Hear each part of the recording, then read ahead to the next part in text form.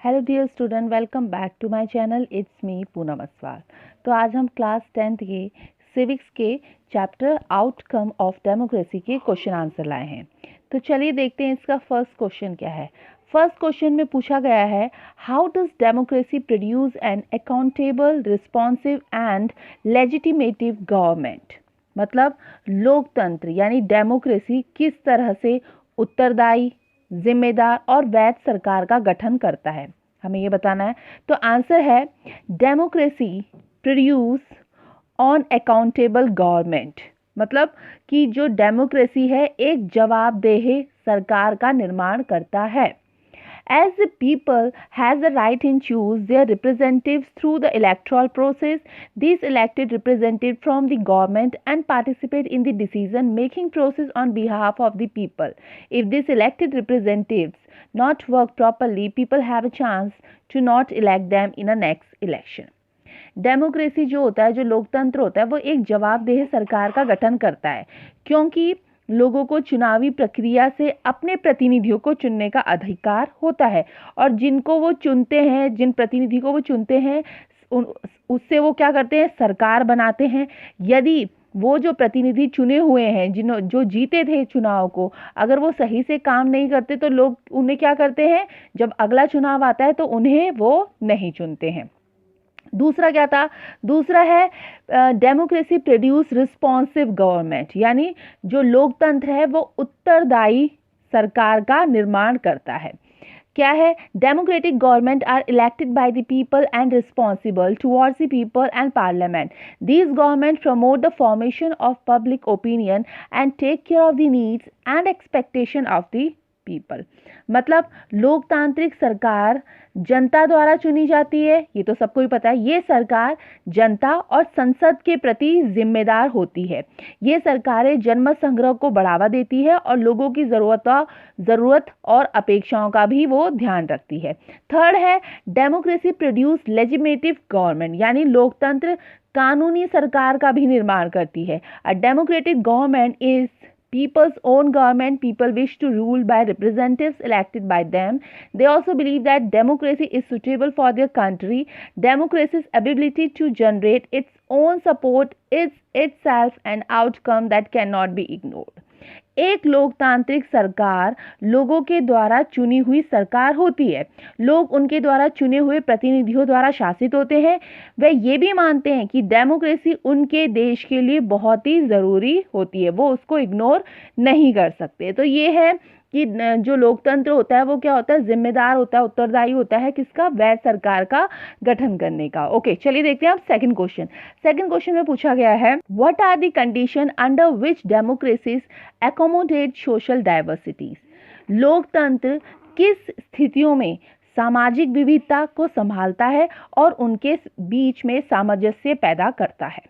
Answer है democracies accommodate social diversities when it is well understand that democracy is not just the rule of a majority and that the rule of a majority is not just the rule of a single religious or social community. लोकतंत्र सामाजिक विविधता को समायोजित करता है, जबकि ये अच्छी तरीके से समझा जाता है कि लोकतंत्र केवल बहुमत का शासन नहीं है और बहुमत का शासन केवल एक धर्म या एक सामाजिक समुदाय शासन नहीं होता है। तो इस स्थितियों में वो सामाजिक विविधता को क्या करता है, संभालता भी है और उनका सामंजस्य भी बैठाता है। Okay, now question number third में पूछा गया है, गिव आर्ग्यूमेंट। आपको आर्ग्यूमेंट करना है, या तो आप पक्ष में आंसर देंगे या आप विपक्ष में आंसर देंगे। तो इसका जो फर्स्ट क्वेश्चन है वो है, industrialised countries can afford democracy but the poor need dictatorship to become a rich. मतलब जो औद्योगिक देश ही लोकतांत्रिक व्यवस्था का भार उठा सकते हैं और जो गरीब देश है उनका आर्थिक विकास के लिए क्या चाहिए, तानाशाही चाहिए। तो आंसर देखते हैं इसका। This statement is incorrect as can be seen from the example of India and Zimbabwe.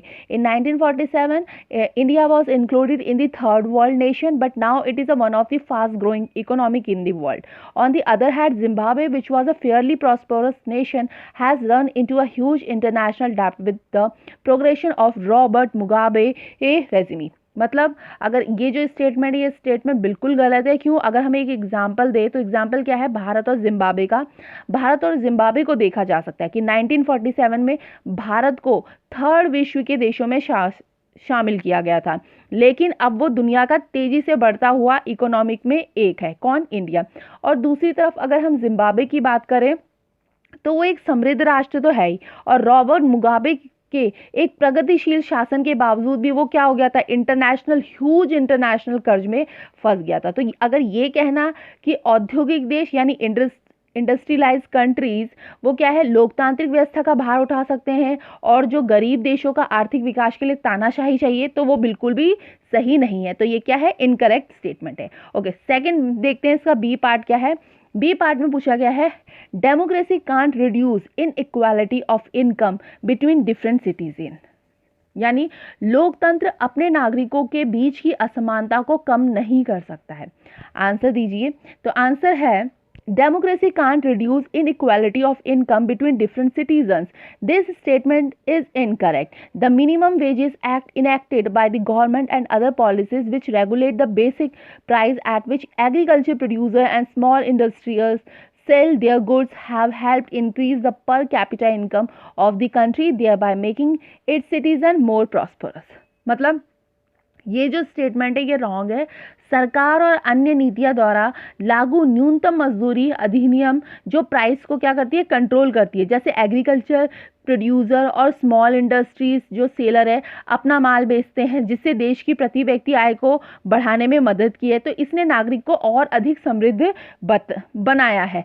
तो इसलिए जो लोकतंत्र अपने नागरिकों के बीच की असमानता को कम करता है वो क्या है, रॉन्ग है।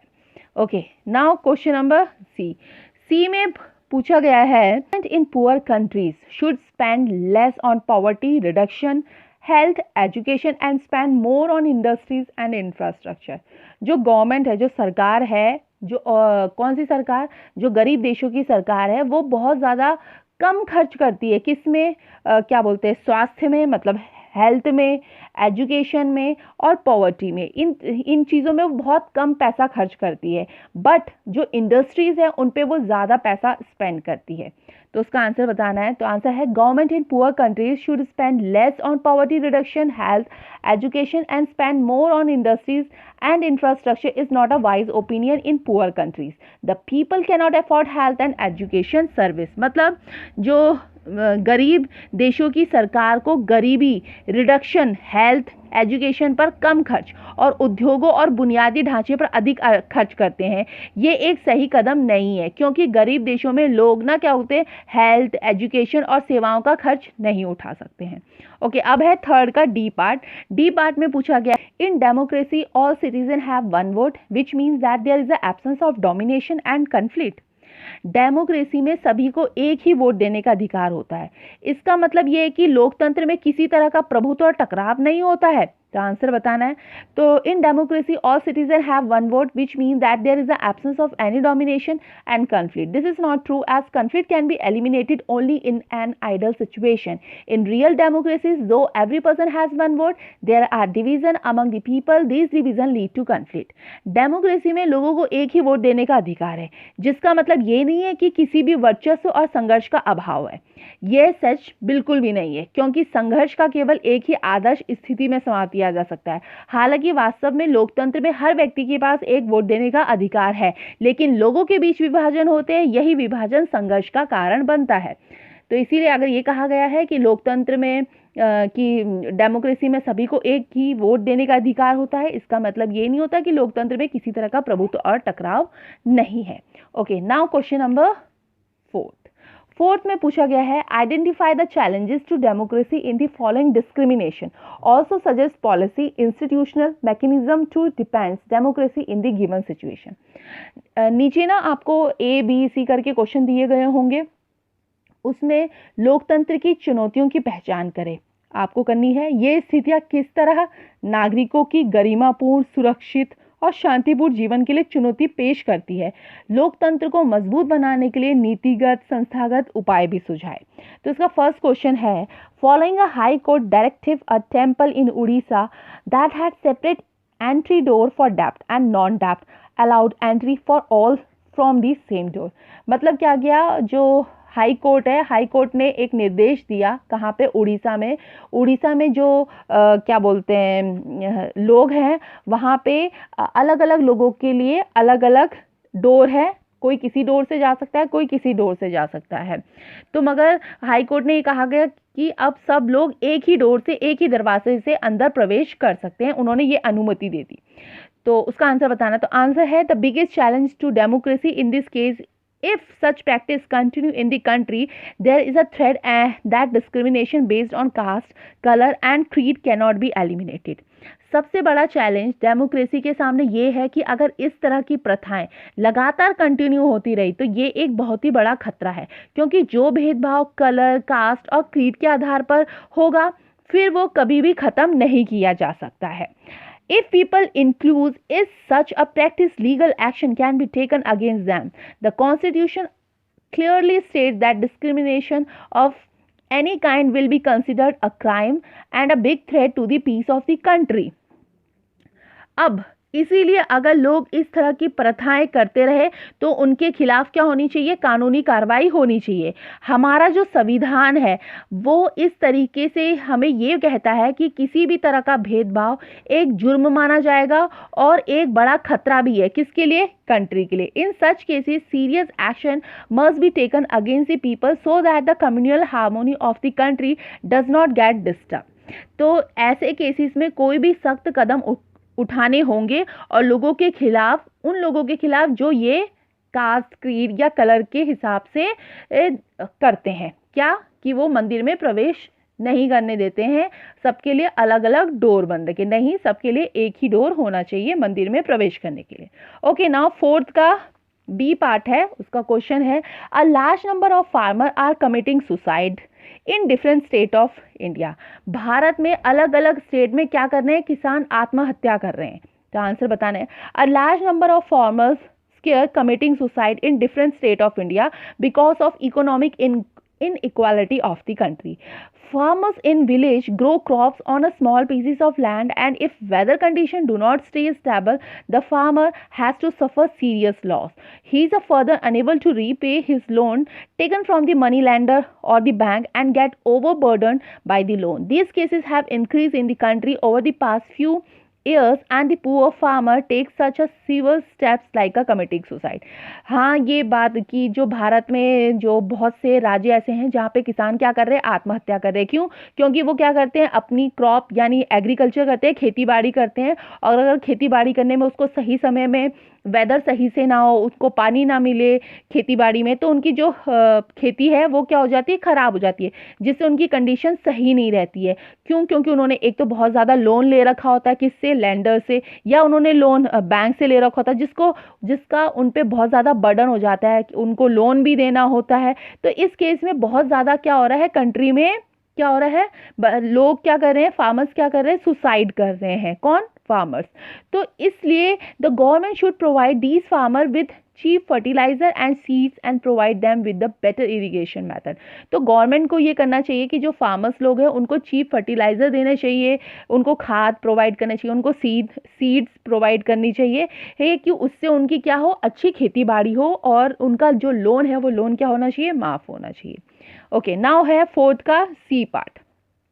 सी पार्ट में पूछा गया है following allegation of killing of 3 civilian in Gandwara in a fake encounter by Jammu Kashmir police and inquiry has been ordered. Jammu Kashmir द्वारा पुलिस एक फर्जी मुठभेड़ में गांधार में 3 नागरिकों की हत्या के आरोप के बाद जांच का आदेश दिए गए।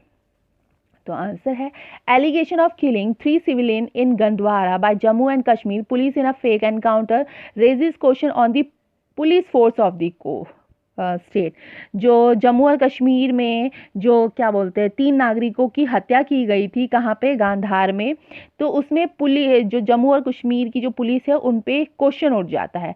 The challenge here to control the power of police and the other authoritative official. तो ये चैलेंज होता है कि जो पुलिस की जो पावर है उसको कंट्रोल किया जाए, या जो दूसरे ऑथोरिटिव ऑफिशियल्स हैं उनकी भी पावर को कंट्रोल करा जाए कि वो क्या हो, एनकाउंटर जैसी चीज़ ना हो। ओके, अब है नाउ क्वेश्चन नंबर 5। 5 में पूछा गया है in the contest of democracy which of the following idea is correct and democracy have successful eliminated. आपको ये जो 5th से जो क्वेश्चन है वो कैसे हैं, एमसीक्यू टाइप के क्वेश्चन है। तो उसमें हमें 5th में क्वेश्चन में पूछा गया है लोकतंत्र व्यवस्थाओं के संदर्भ में इनमें से कौन सा विचार सही नहीं है, आपको वो बताना है कौन सा विचार सही नहीं है, मतलब गलत है। कन्फ्लिक्ट अमंग दी पीपल, लोगों के बीच टकराव को समाप्त कर दिया गया है। Second, economic inequalities among people, लोगों के बीच की आर्थिक असमानताएं समाप्त कर दी गई है। थर्ड है differences of opinion about how marginalised sections are to be treated, मतलब उनके समूह में एक ऐसा व्यवहार हो कि इस बारे में ये सारे मतभेद मिटा दिए जाए। एंड लास्ट है the ideas of political inequality, राजनीतिक और गैर बराबरी के विचार को। तो इसमें से कौन सा विचार सही नहीं है, वो है option D, the ideas of political inequality, यानी राजनीतिक और बराबरी के विचार को समाप्त कर दिया गया है।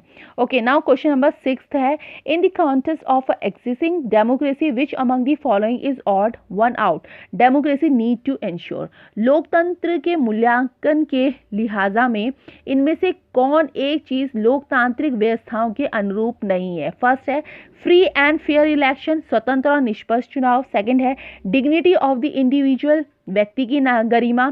थर्ड है मेजोरिटी रूल, बहुमत का शासन। फोर्थ है equal treatment before a law, कानून के समक्ष समानता। तो आंसर क्या है इसका, आंसर है C, majority rule. Okay, now question number 7 last है, ये एमसीक्यू। इसमें पूछा गया है Studies on political and social inequalities in democracy shows that लोकतांत्रिक व्यवस्थाओं के राजनीतिक और सामाजिक असमानताओं के बारे में किए गए स्टडी बताते हैं, क्या बताते हैं। फर्स्ट है option democracy and development go together, लोकतंत्र और विकास साथ साथ चलते हैं। सेकंड है इन इक्वालिटी एग्जिट इन डेमोक्रेसी, लोकतंत्र व्यवस्था में असमानताएं बढ़ी रहती है।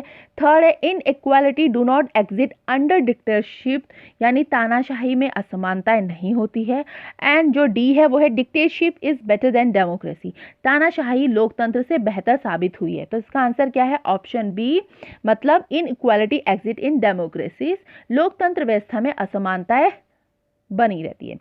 तो ये थे क्वेश्चन आंसर किसके, आउटकम ऑफ डेमोक्रेसी के। और अगर प्लीज़ आपको ये क्वेश्चन आंसर समझ में आए हो तो आप प्लीज़ इसको लाइक करिए और शेयर करिए, और अगर आप चैनल पे नए हो तो चैनल को सब्सक्राइब करिए। Thank you.